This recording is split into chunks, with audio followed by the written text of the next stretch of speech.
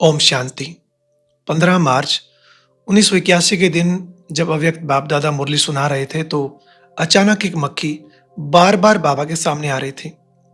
तो उसे देखकर बाबा ने कहा कि देखो, जैसे ये मक्खी भटक रही है ना, ठिकाना ढूंढ रही है, ऐसे संसार में विशेष 4 प्रकार की आत्माएं हैं जो बहुत परेशान हैं, भटक रहे हैं। उनको तुम्हें ठिकाना देना है। वो कौन सी आत्माएं हैं? पहले नंबर पर हैं भक्त आत्माएं। उनमें भी एक तो सतोप्रधान भक्त अर्थात भावनापूर्वक भक्ति करने वाले, और दूसरे हैं रजो तमोगुणी भक्त अर्थात स्वार्थ पूर्ति के लिए भक्ति करने वाले। ये सब बेचारे ढूंढ रहे हैं, चिल्ला रहे हैं। क्या इनको ठिकाना देने का संकल्प नहीं आता? फिर दूसरे हैं धार्मिक लोग। इस समय धर्म की भी बहुत बड़ी बाजार लगी हुई है। सब अपनी अपनी विधि से कार्य कर रहे हैं। कोई खाना छोड़ के तपस्या कर रहा है और कोई कहता है कि खाओ पियो मौज करो। कोई लाल तो कोई पीला, सबकी थ्योरी अलग अलग है। उन्हों को देखकर क्या संकल्प चलता है?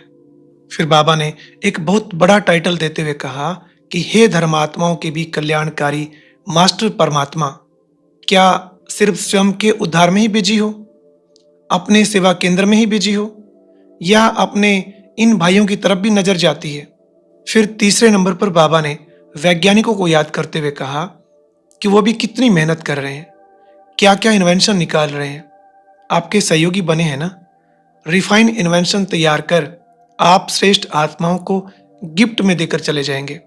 इन आत्माओं का भी कितना त्याग है, मेहनत खुद करते हैं और प्रारब्ध आपको देते हैं।